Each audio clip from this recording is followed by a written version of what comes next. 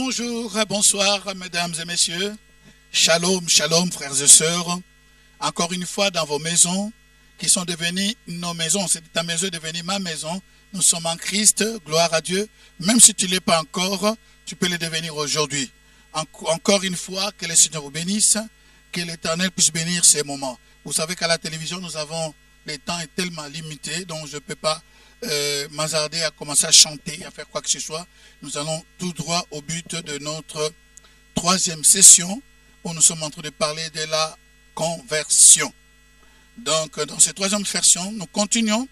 Et nous avons vu l'autre fois, quand je continue, je vais toucher les fruits, ou comment dirais-je, le fruit de la conversion.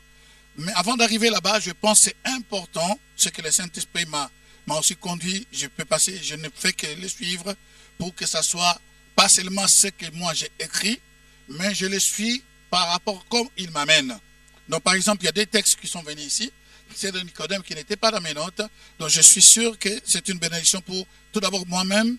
Parce que je sais, à chaque fois que je prêche et que quelque chose qui n'avait pas été prévu, à ce moment-là, je suis tellement sûr que ça, c'est pas moi, c'est lui qui le veut. Ah, donc, nous étions en train de parler de la repentance, donc, qui commence à l'intérieur de la circoncision. Si vous vous souvenez des Romains, chapitre 2, que nous avons lu dans 28, 29, qui disait que le vrai juif, ce n'est pas celui qui est extérieurement, mais celui qui est intérieur. Le vrai chrétien, pour ramener cela dans notre cadre, le vrai chrétien n'est pas celui qui est physique, celui qui se présente dans l'église. Comme on dit toujours que dormir dans un garage ne te fera pas devenir une voiture. Aller dans une église ne te fera pas devenir chrétien. Tu peux aller à l'église et rester païen, mais avec l'étiquette de chrétien. Donc, ou païenne. Donc, c'est important de savoir ça. Voilà pourquoi cela nous aide, nous aussi, de ne pas négliger ce sujet. Ce n'est pas seulement pour les nouveaux convertis. Moi-même, en parlant ici, ça m'interpelle chaque jour de faire la balance, de savoir comment balancer ma vie et comment peser ma vie pour savoir vivre dans une vraie conversion qui est la gloire de notre Dieu, notre Père, et la gloire de son Fils par rapport à ce qu'il a accompli sur la croix à Golgotha et qui a coûté sa vie jusqu'à son dernière goutte de sang pour te sauver, me libérer, te libérer. D'accord. Alors nous étions en train de parler de ce verset capital de la Bible, du Nouveau Testament, que tous les chrétiens connaissent, mais ce verset a été provoqué par un juif. Comme je disais l'autre fois, qu'il n'était pas un juif comme tout le monde, qu'il était un grand enseignant, un docteur, un rabbi, mais qui est venu de nuit. Pourquoi il est venu de nuit vers trouver Jésus-Christ? Parce qu'il avait peur d'être exclu. Voilà ce que je disais. Lorsque tu ne veux pas te séparer avec les amis, avec les personnes, avec tout ce qui n'est pas de la direction de Dieu, tu risqueras de devenir ennemi de Dieu. Si tu veux devenir ami de Dieu, sache que le monde t'haïra. Mieux vaut chercher que le monde t'haïsse, que tu sois ami de Dieu, que le monde puisse t'aimer et puis que tu sois ennemi de Dieu. Donc, en tout cas, la vraie conversion, quand quelqu'un est converti, il sait là où il va, il sait ce qu'il dit, il sait ce qu'il fait. Donc, il faut savoir peser tout cela dans la balance. Maintenant, cet homme n'a pas voulu qu'il soit exclu des synagogues. Voilà pourquoi il vient de nuit. Parce que s'il allait de jour, on va dire, mais toi aussi tu crois en lui. Donc, dans la conversion, nous voyons les actes même physiques, ce que je disais. Ton esprit est impacté, ton âme est impactée, ton corps aussi. Et lorsque tu es converti, ça veut dire que ton corps va où ton esprit te conduise. Ton âme peut être hésitant, mais ton corps est en train de suivre ton esprit par rapport à ton âme qui est aussi alignée à suivre et à obéir à l'esprit, ton esprit qui est soumis à l'esprit de Dieu. Ici, nous voyons, le Seigneur dit qu'il faut que tu puisses naître de nouveau. Donc, la vraie conversion, je disais, ouvre une porte à la nouvelle naissance. C'est là où on dit que quelqu'un est né de nouveau. Hein? Une personne qui est née de nouveau, ça peut dire qu'une personne, une nouvelle espèce qui n'a jamais existé.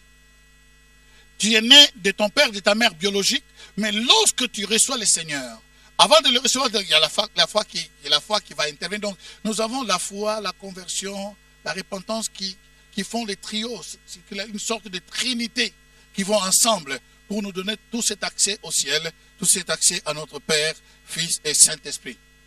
Ici, nous voyons que cet homme s'approche, il dit, mais non, je sais, mais je ne peux pas aller comme ça.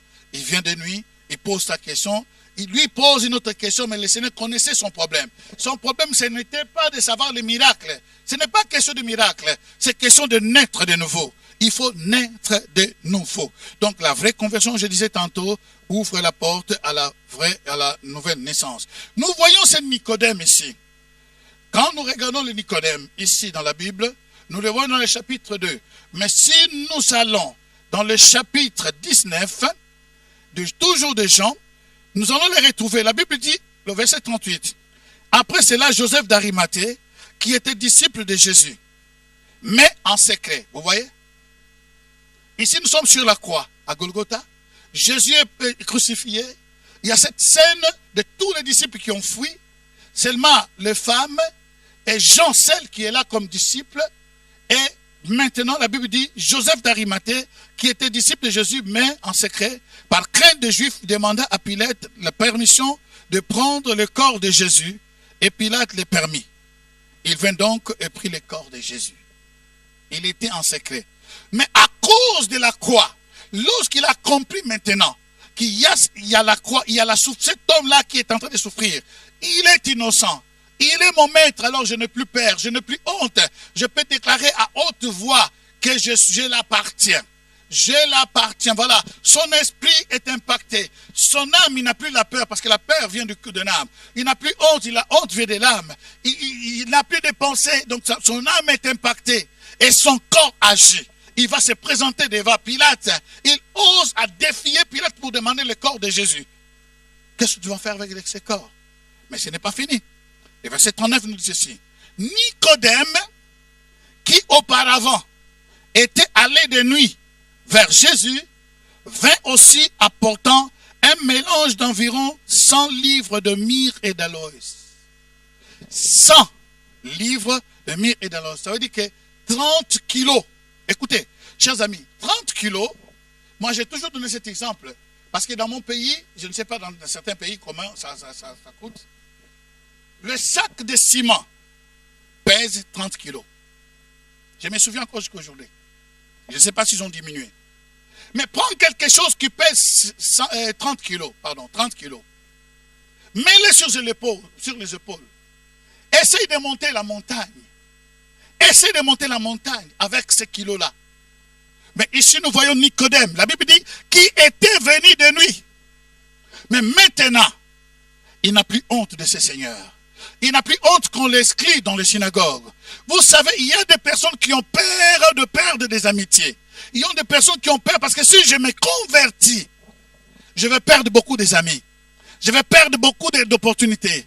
Cette personne-là me donnait beaucoup d'argent. Cet homme-là me soutenait beaucoup. J'étais son deuxième et troisième bureau. Cette femme-là m'aidait beaucoup. Mais quand je vais me convertir, il ne va plus m'aimer. Il va me... Écoutez, lorsque tu cherches à être aimé dans le monde, par tout le monde, sache, je te prophétise, tu seras ennemi de Dieu. Lorsqu'une personne se convertit, vouloir ou pas, il va se faire des ennemis à volonté. Essaye de prier le Seigneur. Essaye d'être dans le monde. Tout le monde va t'apprécier. Dis des bêtises, toutes les bêtises, on va t'apprécier. Mais lorsque ton langage commence à changer, lorsque ta façon de t'habiller commence à changer, lorsque ta façon, là où tu allais, tu ne vas plus. Lorsque les amis viennent te prendre pour aller au discothèque, tu ne vas plus. Lorsque les amis vont pas pour aller vers les filles et les garçons, tu ne veux plus. Ils vont te rejeter, te cracher en face. Mais je te dis, c'est ça le résultat. C'est ça aussi le bénéfice. Mieux vaut être seul avec Dieu qu'avoir des amitiés qui sont des amitiés qui ne t'aident même pas. Qui ne t'aident même pas. Si tu regardes, tu considères ces amitiés, qu'est-ce que tu profites de cela? Au risque et au péril de ton âme. Parce que cette amitié est en train de corrompre ta vie. La Bible dit, il était venu de nuit une autre fois, parce qu'il avait peur. Parce que sa circoncision était de chair. Mais cette fois-ci, lorsqu'il a rencontré le Fils de Dieu, lorsqu'il a rencontré la parole vivante, lorsqu'il a rencontré le Sauveur lui-même, cette parole a bouleversé sa vie. Et à ce moment-là, il s'est retourné. Il a fait un détour. Il allait vers la lettre. Il allait vers les Juifs.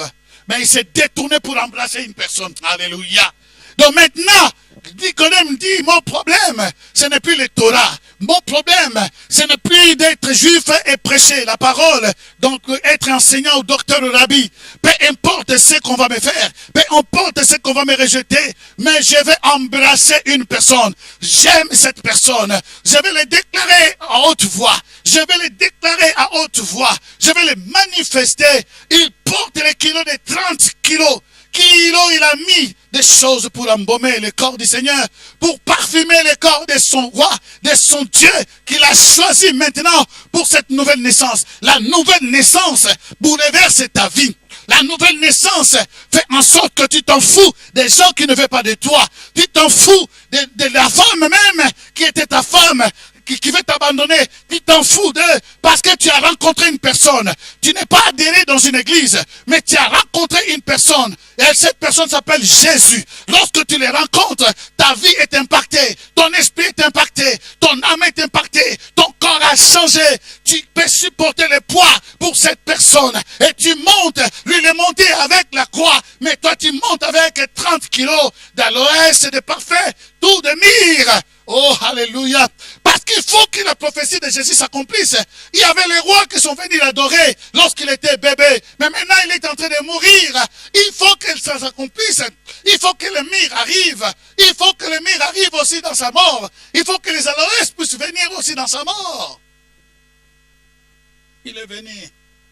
Il a monté ses 30 kilos. 30 kilos. Il n'a plus peur. Il n'a plus honte. Il les dépose là. Il dit, chassez-moi des synagogues.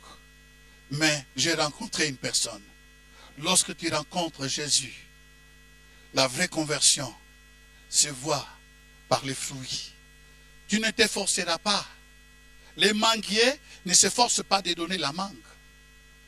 Les orangers ne s'efforceront jamais de donner les oranges. Les citrons peuvent seulement venir là dans l'arbre de citronnier. Écoutez, lorsque tu rencontres Jésus, ça veut dire que tu t'es décidé de te détourner de tout ce qui t'a tiré. Même si les gens t'ont promis quelque chose, tu dis non, je vais vivre ma conversion totale et authentique. Mais lorsque nous vivons dans la compromission, lorsque le compromis est là, l'Esprit de Dieu va te fuir. L'Esprit de Dieu en toi ne peut pas habiter dans la vie des compromis. Parce que là où il y a l'Esprit de Dieu, le péché ne peut pas être supporté. On ne peut pas cajoler le péché. Le péché est appelé par son nom parce que c'est le péché qui nous amène loin de Dieu. La conversion, nous allons le voir. La haine du péché, nous allons le voir. Je pense que dans la 4e session, je ne sais pas combien de minutes il me reste encore. Donc, je n'ai même pas regardé les minutes là, j'ai foncé donc parce que on voit Nicodème qui auparavant était allé de nuit vers Jésus. Et maintenant il vient maintenant pendant la journée avec tout ce qu'il a préparé pour son maître. Il met le mélange d'environ 100 livres, donc je dis de myrrhe. Il prit donc le corps de Jésus et l'enveloppeur de bande avec les aromates qu'il a amenés, comme c'est la coutume chez les chefs, l'enseveli chez les juifs. Et ils ont amené Jésus-Christ. Nicodème n'a plus honte. La vraie conversion t'amène à la vraie naissance. Là, tu nais de nouveau. Lorsque tu nais de nouveau, tu es dans un autre monde. Tu n'es plus dans le monde des Juifs par la chair. Tu n'es pas dans le monde des Juifs par la circoncision des chairs. Mais tu es dans le monde des Juifs intérieurs avec la circoncision interne. Alors la question qu'on peut se poser, comment naître de nouveau? Actes chapitre 2. La Bible nous dit, au verset 37, après avoir entendu ce discours, c'est Pierre qui parle au jour des Pentecôtes, ils eurent les cœurs vivement touchés. Ils dirent à Pierre et aux autres apôtres, « Oh, mon frère, que ferons-nous » Pierre dit, répentez-vous. La première chose, ça veut dire que, homme, frère, que ferons-nous? Ça veut dire qu'ils croyaient déjà. Tout ce que Pierre a dit, ils étaient d'accord que nous avons tué le Messie. Nous avons tué le Sauveur. Celui que Dieu a fait roi. Celui que Dieu a fait le Sauveur de l'humanité, l'unique. Nous l'avons tué déjà. Et qu'est-ce qu'on doit faire? Il dit le deuxième point, répentez-vous. Que chacun de vous soit baptisé au nom de Jésus-Christ pour le pardon de vos péchés et vous recevez les dons du Saint-Esprit. Car la promesse est pour vous et pour vos enfants et pour tous ceux qui sont nés au loin, en aussi grand nombre que le Seigneur notre Dieu les appellera. Et par plusieurs des paroles, il les conjurait, les exhortait, disant, sauvez-vous de cette génération perverse. Écoutez, la Bible dit, ceux qui acceptèrent sa parole firent baptiser. En ce jour-là, le nombre de disciples augmentant environ 3000 âmes. Je m'arrête un peu là. La vraie conversion ouvre la porte à la nouvelle naissance. Quand est-ce qu'un enfant est né? Est-ce que c'est le jour où le bébé sort de sa mère en criant? Non, certainement non. Parce que le jour, quand on dit la nouvelle naissance, ça veut dire la naissance ne commence pas par le jour de l'accouchement. Mais la naissance commence par le jour de la conception. S'il n'y avait pas la conception, si la sémence n'était pas envoyée, si la sémence de l'homme n'était pas libérée, la femme ne pouvait pas concevoir. Donc on peut dire que la naissance, la vraie naissance, comprend déjà la sémence, le jour de la sémence, et la femme qui reçoit, qui conçoit, et le processus est déclenché jusqu'à l'accouchement. Ça veut dire quoi? La nouvelle naissance, donc la conversion qui ouvre la porte à la nouvelle naissance, ça veut dire qu'il faut ces 4 éléments se vérifier dans ta vie. Si ces 4 éléments ne sont pas là, parce qu'il y a des gens qui redoutent à cela, si ces 4 éléments ne sont pas là, ta conversion est à revoir. Les gens étaient touchés ici. La sémence, c'est la parole de Dieu. Lorsque tu reçois la sémence, c'est toi maintenant qui est la femme, qui est l'épouse, qui est tombée enceinte. Mais tu es tombée enceinte, il faut que le bébé naisse. Et pour que le bébé naisse, il faut aussi avoir un bon, comment on peut dire, de bonnes femmes, comment dirais-je, comment on les appelle encore, des femmes qui aident les aides accoucheuses, qui t'aident à accoucher. Donc, pour accoucher, il faut commencer par la sémence. Il faut aimer la parole. On va y revenir. La parole doit rentrer. La parole est la base de tout. Tu dois recevoir la parole. Croire en Jésus-Christ. Parce que Pierre leur a dit, c'est vous qui l'avez tué. C'est lui, le seul maître, le seul sauveur de l'humanité. Dieu a fait, lui qui soit le maître. Lisez cela dans le chapitre 2, verset 1 jusqu'à 37. Et la Bible dit, ils étaient tellement touchés. Ils regrettaient. On l'a déjà tué. Qu'est-ce qu'on peut faire? Donc, ils croyaient réellement que Jésus était l'unique sauveur. Le premier point de cette nouvelle naissance, tu dois croire authentiquement. Tu dois croire en Jésus comme l'unique sauveur de ta vie. L'unique sauveur de ta vie. C'est ça qui donne la consistance à ta conversion. C'est ça qui donne l'essence à ta conversion. Si tu ne crois pas en Jésus-Christ comme l'unique sauveur, l'unique pont qui nous relie du Père au Père, alors tu es à côté. Il dit, croyez, il dit, deuxième chose, répentez-vous.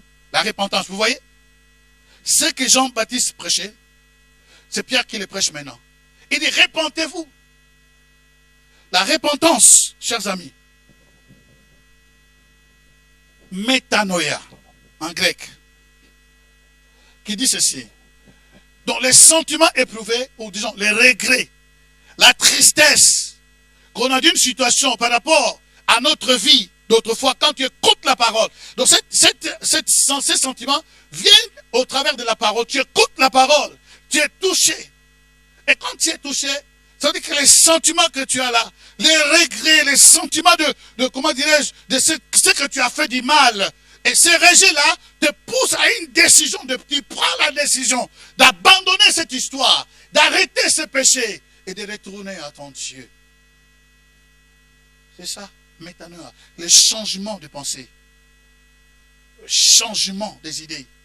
Si tu ne changes pas tes pensées, si tu ne changes pas dans le changement des manières de voir les choses, la métanoïa, et si tu ne changes pas, ça veut dire qu'il n'y a pas de consistance dans cette conversion que toi tu parles. Et toi qui tu professes, il faut qu'il y ait cela. Dans cette nouvelle naissance, tu as besoin de 4 choses pour que la naissance soit entière, depuis la sémence jusqu'à la conception, jusqu'à l'accouchement de ce bébé, de cette nouvelle créature.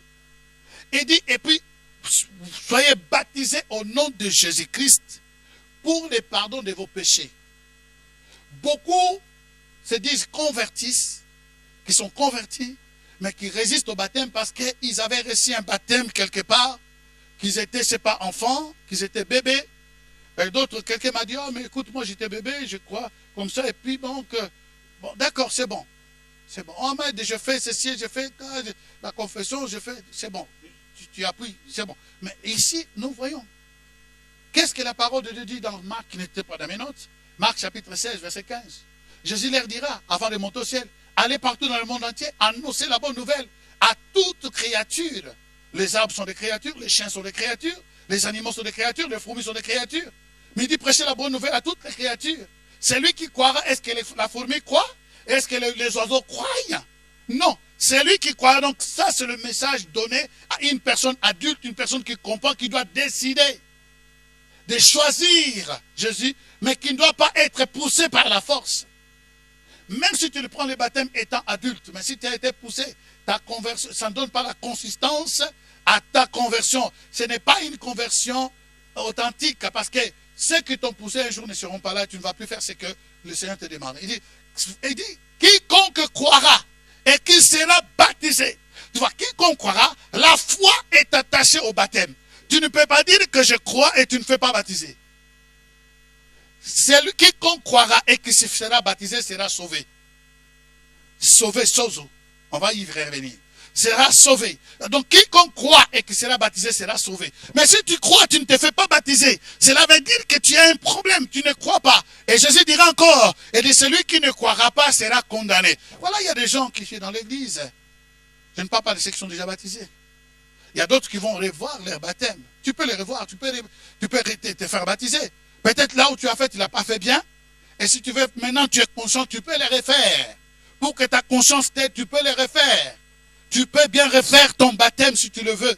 Ce n'est pas que tu réunis, mais tu peux le refaire si les conditions n'étaient pas réunies, si la foi n'était pas là comme il faut, tu peux le faire. Ou peut-être, je ne sais pas, la personne qui t'a baptisé qui n'était pas claire, tu t'es rendu compte qu'il n'est pas clair, tu peux le refaire. Ce n'est pas que tu le refais, mais tu fais quelque chose de bien. Parce que tu es conscient. Et la Bible dit que, et vous aurez le don du Saint-Esprit. Le 4e point de la nouvelle naissance, c'est que tu reçois le don du Saint-Esprit. Le don du Saint-Esprit. Ces 4 éléments font qu'une personne naît de nouveau. Et ces 4 points donnent la consistance, la force, donnent l'authenticité à ta conversion. Que le Seigneur soit loué. Je suis votre humble serviteur, l'apôtre Emmanuel Dinsensa, qui vous parle depuis la Suisse.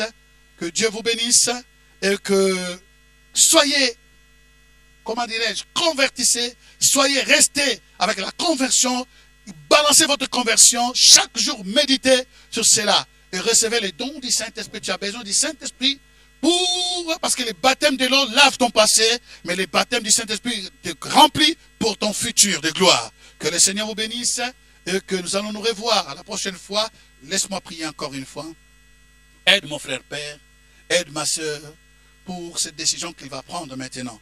Toi qui n'as pas pris la décision pour soit ton baptême, fais-le. Tous ces 4 points, nous avons dit, qui ouvrent la porte à la vraie nouvelle naissance et qui donnent l'essence à la conversion, puissent être ton partage. Bénis Seigneur ton peuple, au nom de Jésus. Amen.